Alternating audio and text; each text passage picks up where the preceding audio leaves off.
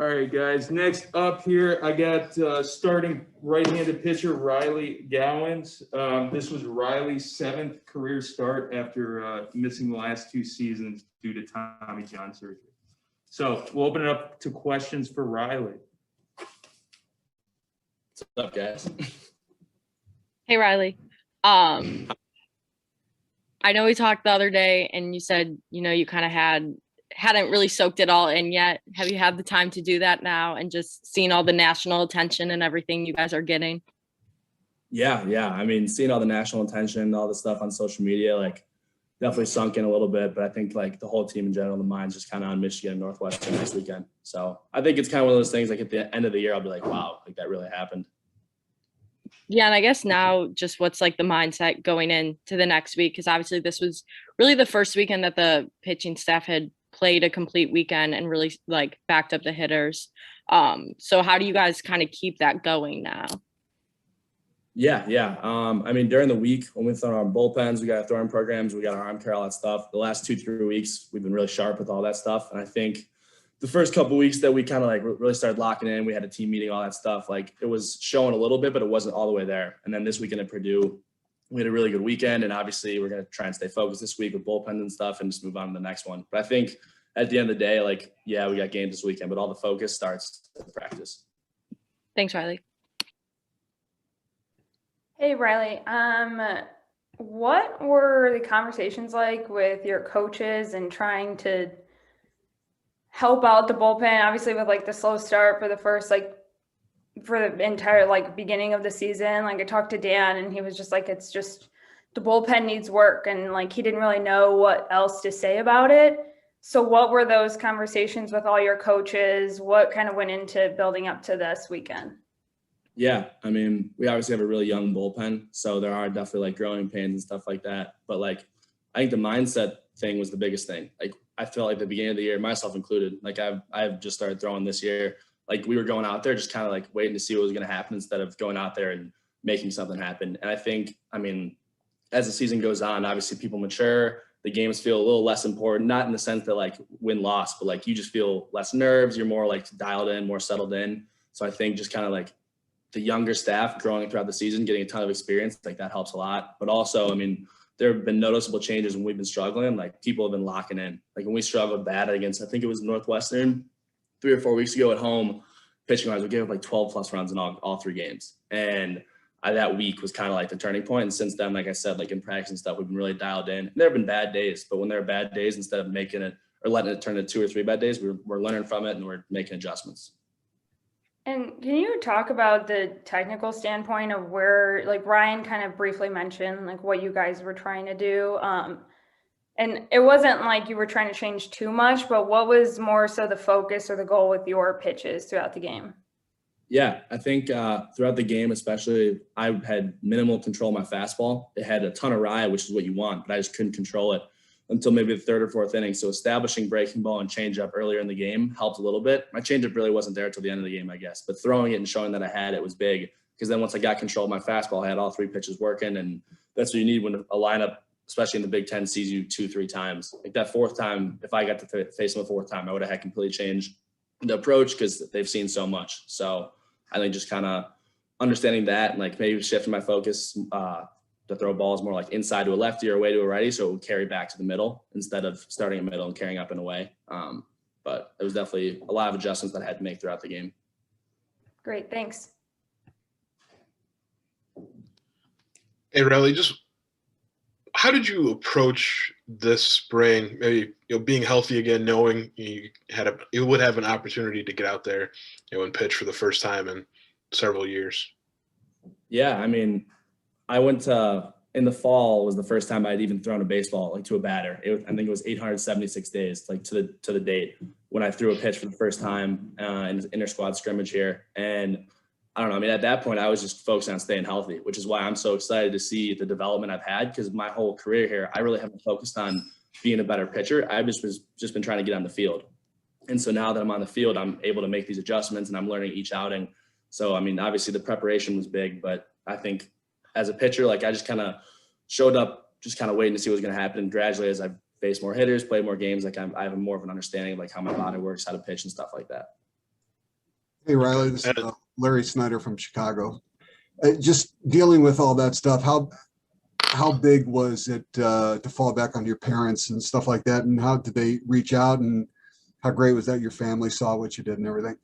Oh yeah, I mean, my family's been a huge support system since I got Tommy John surgery in February. I mean, my whole life, but especially since I got Tommy John. I mean, that was by far, the low point of my baseball career. I guess that's the only injury I've really had. But being at the very bottom of the game, you learn a lot, and having a great support system from the coaches here, the trainers here, my family, a bunch of trainers back home. Like, I was lucky to train with a bunch of people at IBJI and some local places like Slammers and Libertyville when I was home that helped me out a lot, like mentally and physically. Like, the physical part is what it's going to be. I knew I was going to work as hard as I could to get the most out of the surgery, but mentally you really have to focus because it's so up and down throughout that process. And it still is. Like, there's still days when I get arm pain, I'm like, oh my God, like, what is that? But I just got to understand, like, that's just a normal part of the game, and just kind of growing from that.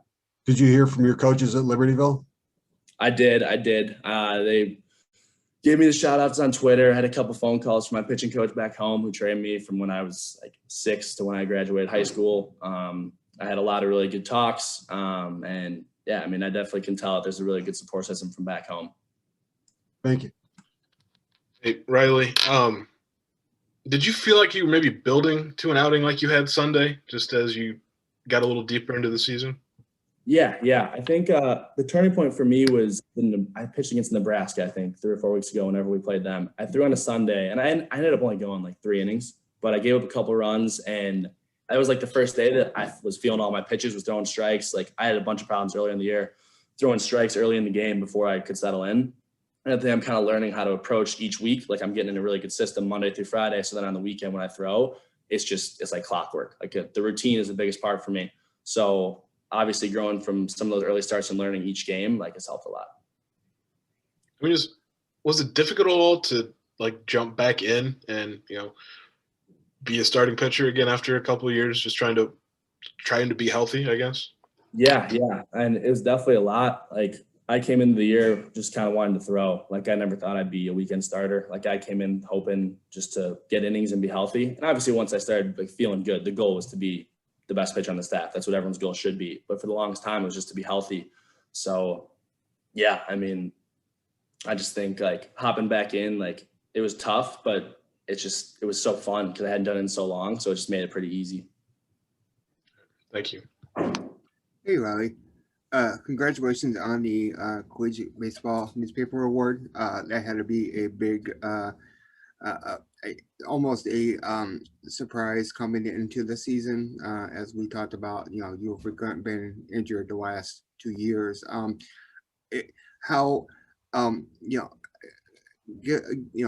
Given national recognition, what is your mindset as far as the rest of the season is concerned and your spot on the team right now? I mean, obviously it's really cool to get all those not awards, but all the shout outs on social media and stuff. Like, who doesn't want that? But I do think the way I'm viewing all this, and I think a lot of the guys are viewing all this, is let's hope this is a turning point in the season. Like, it's not really focused on like the individual aspect yet. I mean, at the end of the year, it'll be good to reflect on some of this stuff. But right now, I mean, we're sitting at 13-14 in a really tight conference. Like, we know just like that, like, if we win all 4 games this weekend, just like that, we're back in third or fourth place. Like, the goal is to make a regional. The goal is to be first, second, third place in the Big Ten and hope for a chance to play in the postseason. Because obviously with the shortened season, we kind of get the short end of the stick. But I think the goal right now is really team focus, which I think says a lot about the culture we're building here. But at the end of the year, it'll be great to reflect on all the stuff that's happening. Awesome. Thank you.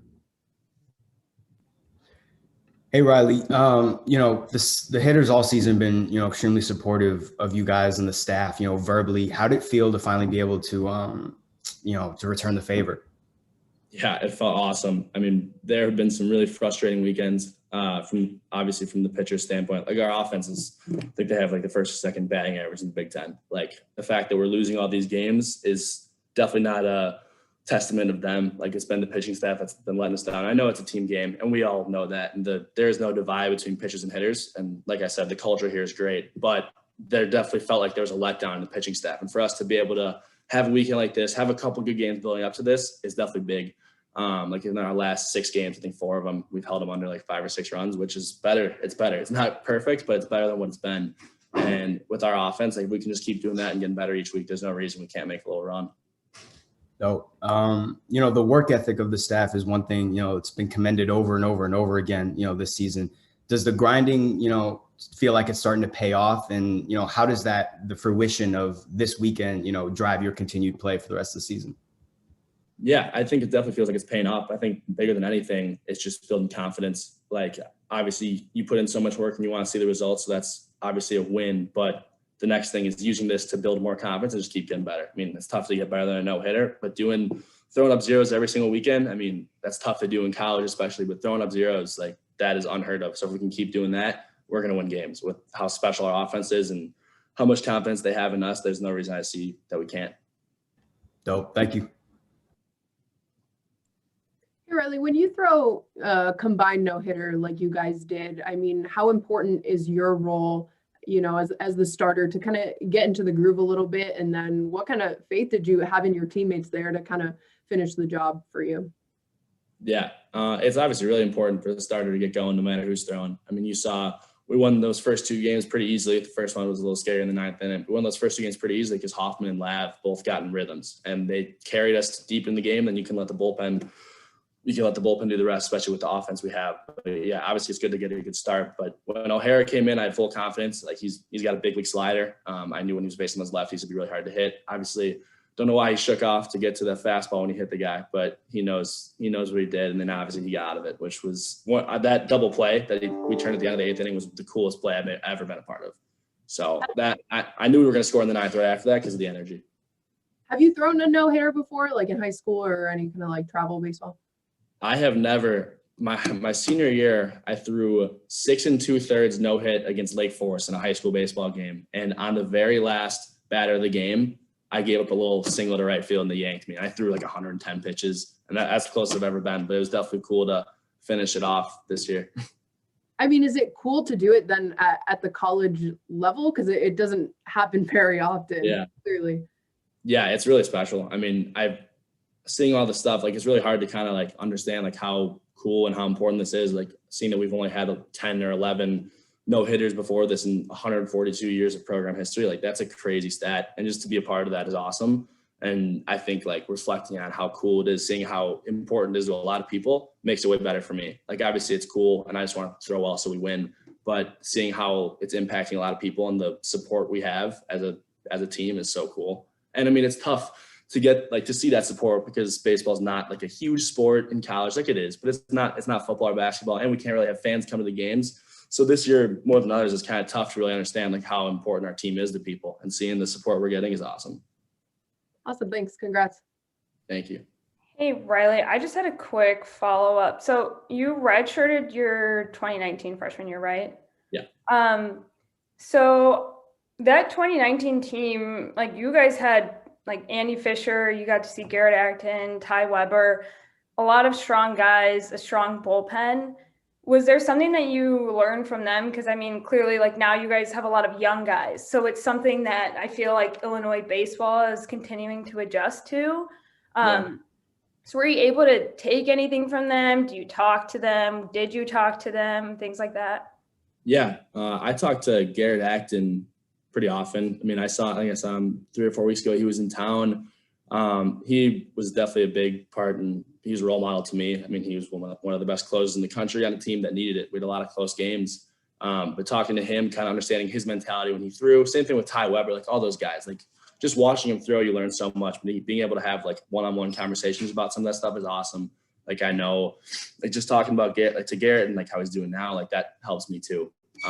But definitely learning from them is important, especially with how young our staff is. And I'm hoping that this year and next year, like I can be one of those guys that the younger staff can look up to. I mean, we're trying to build a really good culture here. And with Coach Allen, he does such a good job with us, like building this culture and putting the mentality in our head that we are good enough to be here and that we deserve all of this.